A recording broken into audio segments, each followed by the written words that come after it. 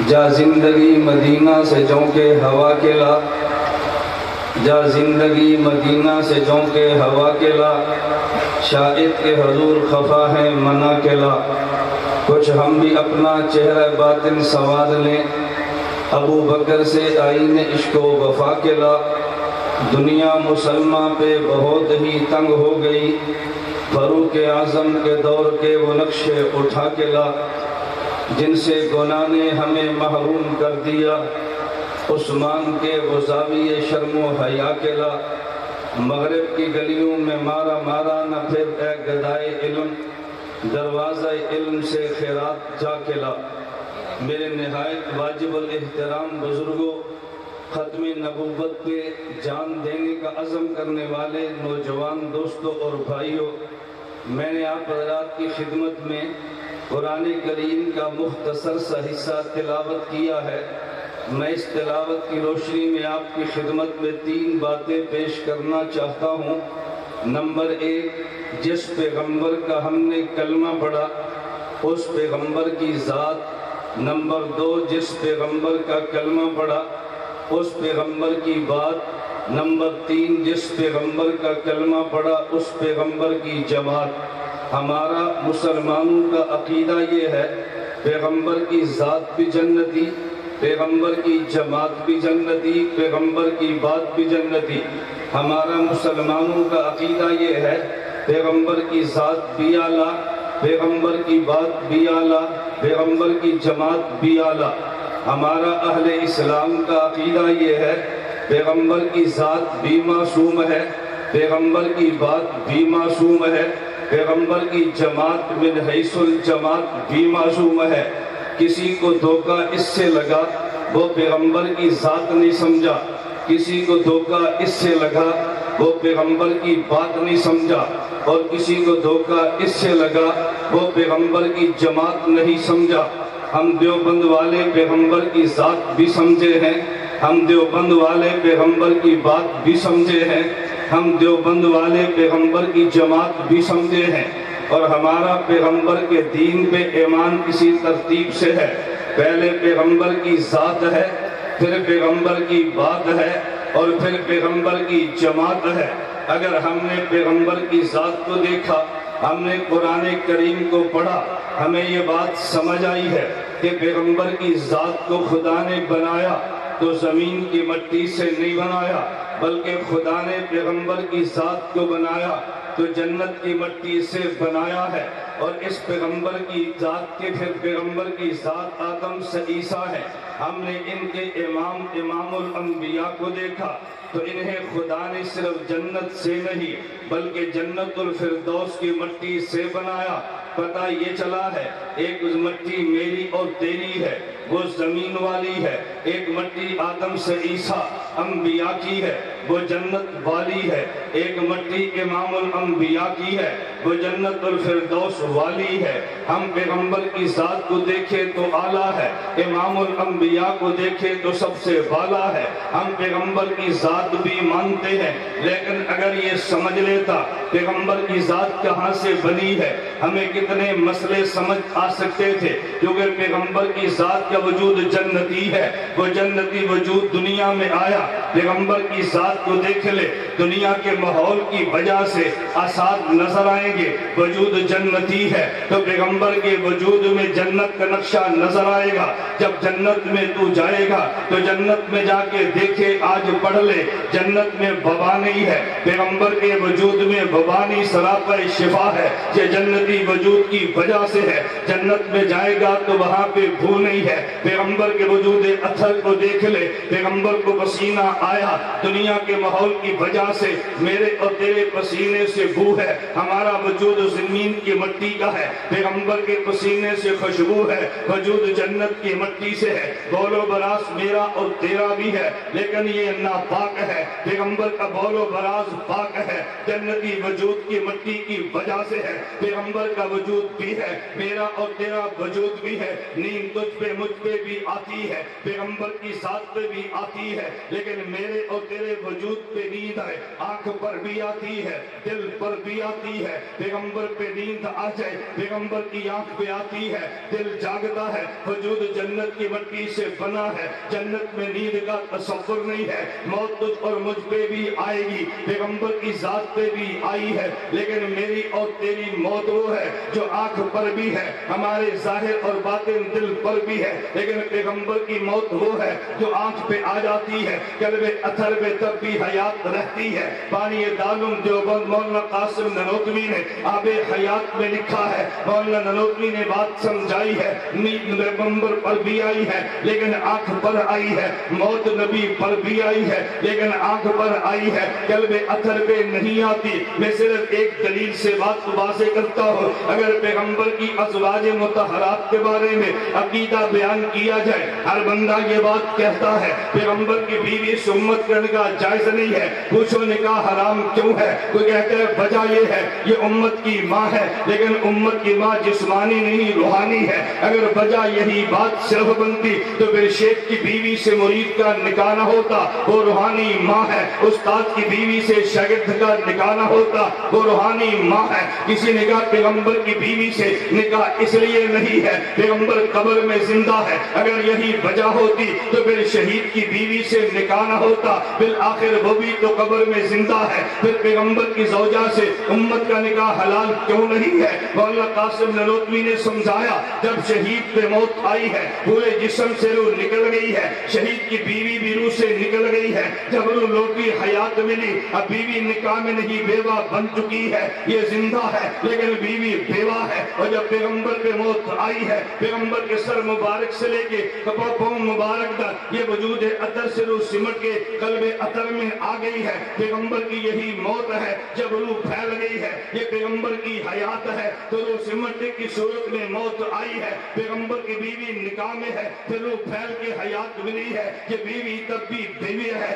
تو شہید کی بیوی بیوہ بنتی ہے، پیغمبر کی بیوی بیوی رہتی ہے، بیوی سے نکاح نہیں ہوتا، بیوہ سے دوسرے کا نکاح ہو جاتا ہے۔ ہم پیغمبر کی ذات کو بھی مانگتے ہیں، کسی نے پیغمبر کی ذات کو نہیں سمجھا وہ دھوکے میں لگا ہے، کوئی پیغمبر کی بات نہیں سمجھا تو تب دھوکے میں آ گیا، اس نے کہا میں پیغمبر کی بات نہیں مانتا، اس کی وجہ یہ ہے محمد ایک بشر ہے، بشر غلطی کر سکتا ہے، پیغمبر کی زبان سے غلطی ہو سکتی ہے لیکن یہ بشر وہ نہیں ہے جو عام بشروں کی طرح ہے۔ اگر بشر زمینی مٹی سے بنے تو غلطی کر سکتا ہے، جو جنتی وجود سے بنے تو غلطی نہیں کر سکتا۔ یہ جھوٹ کا وجود خدا نے دنیاوی زمین پہ رکھا ہے، جنت کے وجود میں نہیں ہے۔ پیغمبر کا وجود جنتی ہے، وہاں جھوٹ بھی نہیں ہے، پیغمبر کا وجود جنتی ہے، وہاں گناہ بھی نہیں ہے۔ اس لیے پیغمبر اگر بول پڑے تو خود قرآن نے اعلان کیا ہے وما ينطق عن الهوى ان هو الا وحی یوحی،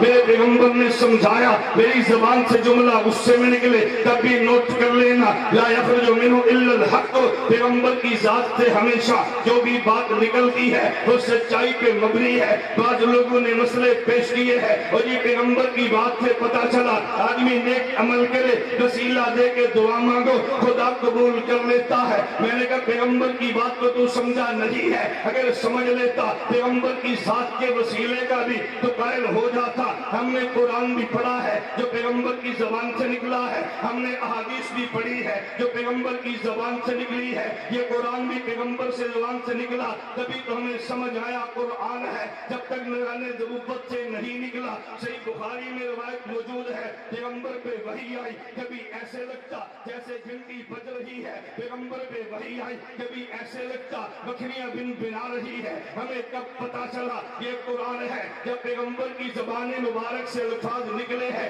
تو سمجھ آیا قرآن ہے۔ پتا یہ چلا پیغمبر کی بات نہ مانے قرآن سمجھ آ نہیں سکتا۔ ہم نے پیغمبر کی ذات کو مانا ہے، پیغمبر کی بات بھی مانی ہے۔ پھر میں صرف ایک مسئلہ پیش کرنا چاہتا ہوں، حدیث مسلم میں موجود ہے، ایک بندہ ہمیں سنانے لگا 3 آدمی جا رہے تھے، وہ غار میں گئے ہیں، طوفان آیا، اوپر چٹان گری ہے، غار کا دروازہ بند ہو گیا، وہ ہلاتے ہیں چٹان پیچھے نہیں ہٹتی۔ ان تینوں نے مشورہ کیا، میں اعمال پہ بات تفصیل سے نہیں کرتا، ان تینوں نے اپنے اپنے عمل کو پیش کر کے خدا سے دعا مانگی ہے، اللہ یہ ہمارے عمل اگر تیری ذات کے لیے ہے، چٹان کو ہٹا دے، عمل کا وسیلہ دیا ہے، خدا نے چٹان ہٹا دی ہے، میں نے کہا بالکل بچا ہے، لیکن جب میں نے قرآن پڑھا ہے، قرآن کریم میں ہے مشرکین مکہ نے خدا کو تحدی دے کے چیلنج کے ساتھ بات کی ہے، ان کا نہادا هو الحق من عندک فامطر علینا حجارۃ من السماء، اگر دین محمد خدا سچا ہے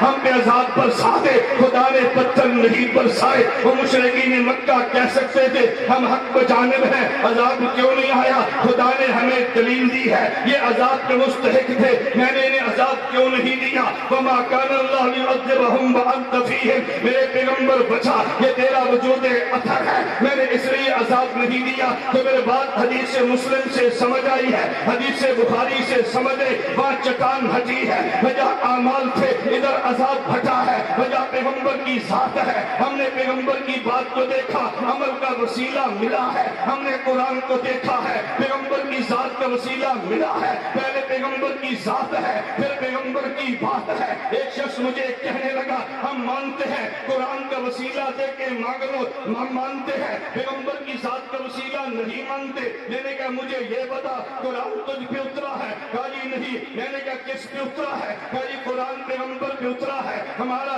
دعویٰ ہے اگر پیغمبر کی ذات درمیان سے نکال دے ہمیں قرآن مل سکتا ہی نہیں ہے، اس پہ خود قرآن گواہ ہے، پیغمبر کی ذات کو نکال دے قرآن نہیں ملتا۔ قرآن کریم میں ہے لو انزلنا ھذا القرآن علی جبل لرأیتہ خاشعا، پیغمبر میں قرآن کو پہاڑ پہ اتار دیتا یہ ٹکڑوں میں بٹ جاتا۔ قاری محمد طیب رحمت اللہ علیہ دیوبند کے محتمم نے اعتراض کیا یہ ہمیں بات سمجھ نہیں آئی، اگر قرآن اتنا بوجھ والا پھر پہاڑ پہ اترے یہ ٹکڑے ہو جائے، ہم نے تو 10 سال کے بچے کو دیکھا اس نے قرآن اٹھا لیا ہے اس کے ٹکڑے نہیں ہوئے، اگر بوجھ والا تھا 10 سال کے بچے نے کیوں اٹھایا؟ اگر یہ وزنی نہیں تھا تو پھر پہاڑ کیوں نہیں اٹھا سکتا؟ قاری محمد طیب نے جواب دیا تم نے آسمان پہ دیکھا ادھر سورج بھی ہے ادھر چاند بھی ہے، سورج کی روشنی اپنی ہے چاند کی اپنی نہیں ہے، اگر سورج کو دیکھے آج جواب تھکاتی ہے، سورج کے سامنے بیٹھ جا تپش کے سامنے وجود پہ بس ہے،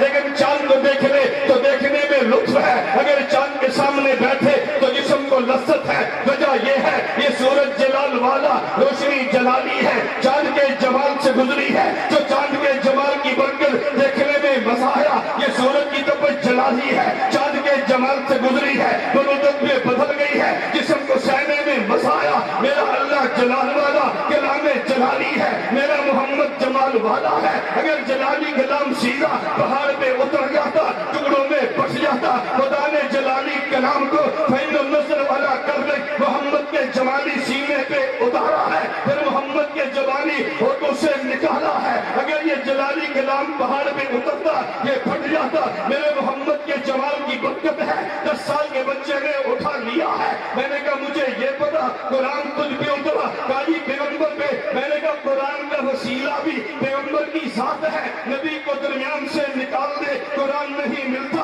ہم پیغمبر کی ذات کا وسیلہ بھی مانتے ہیں، پیغمبر کی بات کا وسیلہ بھی مانتے ہیں، پہلے پیغمبر کی ذات ہے پھر پیغمبر کی بات ہے پھر پیغمبر کی جماعت ہے، ہمیں پتہ یہ چلا پہلے دفاع کرنا ہے پیغمبر کی ذات کا، پھر دفاع کرنا ہے پیغمبر کی بات کا، پھر دفاع کرنا ہے پیغمبر کی جماعت ہے۔ میں ایک بات میں بڑی وضاحت سے عرض کرنا چاہتا ہوں، صحابی وہ ہے جو نبی کی صحبت میں بیٹھے، نبی وہ نہیں ہے جو صحابی کی صحبت میں بیٹھے، پتہ یہ چلا نبوت سے صحابیت ملا کرتی ہے، صحابیت سے نبوت نہیں ہے، یہ ہمارا غلط فہمی ہے، میں بات سمجھانا چاہتا ہوں، نبی وہ نہیں ہے جو صحابی پہ کٹھے، صحابی وہ ہے جو نبوت پہ کٹھے، نبی وہ نہیں ہے جو صحابی کے کلام کو لکھے، صحابی وہ ہے جو نبی کے کلام کو لکھے، نبی وہ نہیں ہے جو صحابہ کا ہمیشہ مقتدی بنے، صحابی وہ ہے جو نبوت کا ہمیشہ مقتدی بنے، نبی وہ نہیں ہے جو صحابی کی بیعت ہمیشہ کرے، صحابی وہ ہے جو نبی کے ہاتھ پہ بیعت کرے، پتہ یہ چلا نبی وہ ہے جو پیر ہے، صحابی وہ جو مرید ہے، نبی وہ ہے جو امام ہے، صحابی وہ جو مقتدی ہے، نبی وہ جو مفتی ہے، صحابی وہ جو شاعر ہے، نبی وہ جو خطیب ہے، صحابی وہ جو اس کا جسامِ بنا ہے۔ تو بات سمجھ آئی، پہلے پیغمبر पैगंबर की ज़ात है, फिर पैगंबर की जमात है। जमात ज़ात पे कटी है, ज़ात जमात पे नहीं कटी। हमने भी ये फैसला करना है, पहले पैगंबर की ज़ात है, फिर पैगंबर की बात है, फिर पैगंबर की जमात है। जमात का दिफा इसलिए ताल्लुक पैगंबर की ज़ात से है, बात का दिफा इसलिए पैगंबर की ताल्लुक इसका पैगंबर की ज़ात से है। फिर मैं आपसे मुख्तसर सा सवाल करता हूं, मुझे बताओ, एक तरफ पैगंबर की ज़ात पे हमला हो, एक तरफ पैगंबर की बात पे हमला हो, तो पहले दिफा किसका करेंगे? बोलिए। एक तरफ पैगंबर की ज़ात का हो, एक तरफ मसला पैगंबर की जमात का हो, तो पहले किधर जाएंगे? बोलिए। ये मैं बात बड़ी दर्द से अर्ज कर रहा हूं, अल्लाह हमें ये बात समझने की तौफीक अता फरमाए। एक साथी मुझे कहने लगा, आप बात को समझते क्यों नहीं है? मैंने कहा आप समझाएं, हम समझ जाएंगे। कहते पैगंबर की ज़ात का केस किसने लड़ा? मैंने कहा सहाबा ने। पैगंबर की नबूवत के गवाह कौन है? मैंने कहा सहाबा भी हैं। तवज्जो से बात समझना, सिर्फ सहाबा नहीं, पैगंबर की नबूवत के गवाह कौन है? मैंने कहा सहाबा भी हैं। मुझे कहते गवाह कमजोर हो गया, मुकदमा साबित कैसे करोगे? मैंने कहा भी मसला गवाह का नहीं है, पहले मसला तो मुकदमे और केस का है। जब केस कमजोर हो, पहले वकील केस को मजबूत करता है, फिर बाद में गवाह पेश करता है। मिर्ज़ा कादियानी ने हमला गवाहों पे बाद में किया है, पहले पैगंबर की ज़ात हमारे केस पे किया है। पहले नबी की ज़ात का मसला, ये हमारा केस मुकदमा है, फिर पैगंबर के गवाह, पैगंबर के सहाबा है। हम ज़ात भी मानते हैं, जमात भी मानते हैं, लेकिन ज़ात पहले है, जमात बाद में है। मैं आखिरी बात कहता हूं, मेरे पैगंबर की ज़ात वो है, अगर कुरान में देखे, कुरान कहते हैं मिनन नबीयीना, इसके फैसले नबी है, बस सिद्दीकीना, इसके फैसले सहाबा है, बस शुहदा, इसके फैसले शुहदा है, बस सालिहीना, इसके फैसले औलिया है। तो आपको ये बात तो मिलेगी, हजरत ईसा आएंगे, नबी होने के बावजूद दिफा हमारे पैगंबर का करेंगे, तो पता ये चला पैगंबर के फैसले नबी है, पैगंबर के फैसले सहाबा है, पैगंबर के फैसले शुहदा है, पैगंबर के फैसले औलिया है। एक बंदा वो है जो विलायत की जंग लड़ता है, एक बंदा वो है कि जो जिहाद करते हुए शुहदा की जंग लड़ता है, और एक बंदा वो है कि जो जंग लड़ते हुए नमूसे सहाबा, जमाते सहाबा की जंग लड़ता है, और एक बंदा वो है जो अंबिया के तकद्दुस की बात करता है, और एक आदमी वो है कि जिसकी जंग इमामुल अंबिया की ज़ात की है। अब हमने देखना ये है कि पहले जंग कौन सी है, बाद में जंग कौन सी है, उसके बाद जंग कौन सी है। हर जंग के तकाज़ों को समझना जरूरी है। तो फिर पता ये चला, अगर मेरी जंग से नुकसान पैगंबर की ज़ात वाली जंग से हो, मुझे मुअख्खर कर लेना चाहिए, लेकिन पैगंबर की ज़ात वाली जंग को कभी मुअख्खर नहीं किया जा सकता। मैं मिसाल देकर बात समझा दो, अगर इमाम खड़ा है, पीछे मुख्तदी खड़े हैं, आसमान पे सूरज है और रोशनी, आसमान पे सूरज है, गर्मी बड़ी सख्त है, चादर इतनी है, या इमाम ले सकता है या मुख्तदी ले सकते हैं। आप मुझे बताओ, वो चादर इमाम के सर पे रखेंगे या मुख्तदी को देंगे? कोई बंदा कहते है नहीं जी चादर तो एक है, मुख्तदी भी बड़े हैं, न इमाम भी बड़ा है, लेकिन हमने चादर खींच के मुख्तदी को देनी है। तो लड़ पड़ते हैं, क्या तेरी चादर के दो टुकड़े कर दो, आधा इमाम को दे दो, आधे मुख्तदी को दे दो। मैंने कहा भाई जी हमाकत है, पहले हक इमाम का है, फिर हक उनके मुख्तदी का है। ये चादर को दो टुकड़ों में लेकर न जाओ। हमारे जलसे, हमारी कॉन्फ्रेंस से ये नमूसे सहाबा, नमूसे पैगंबर के दिफा की चादरें हैं। खुदा के लिए टुकड़ों में तकसीम न करो, इनको दो हिस्सों में बांट न दो। पहले इमाम के लिए आ जाओ, फिर मुख्तदी के लिए आ जाओ। आपने निकाह किया है, उधर दूल्हा भी है, उधर बारात भी है, लेकिन अगर आपके पास खाने के लिए लड्डू या खाना कम है तो पहले दूल्हे को देते हैं, बारात को भाग में देते हैं। तो ये नहीं करता, इस एक प्लेट को तकसीम कर लो, कोई थोड़ा दूल्हे को दे दो, बाकी बारात को दे दो। मेरे पैगंबर की ज़ात वो है जो कायनात का दूल्हा है, मेरे पैगंबर की जमात वो है जो दूल्हे की बारात है, मेरा पैगंबर की ज़ात वो है जो इमाम है, मेरे पैगंबर की जमात वो जो मुख्तदी है। मैं इसलिए बात कहना चाहता हूँ, हमारा ज़हन बनना चाहिए, पहले पैगंबर की ज़ात है, फिर पैगंबर की बात है, फिर पैगंबर की जवाब है। तीनों हमारा ईमान है, इसी तरतीब से तीनों का तहफ़्फ़ुज़ है, इसी तरतीब से तीनों के दिफा की जंग है, इसी तरतीब से अल्लाह मुझे और आपको तहफ़्फ़ुज़ की भी तौफीक दे, इनके दिफा की भी तौफीक दे, लेकिन तरतीब अकाबिर के साथ तौफीक दे। आखिर दावाना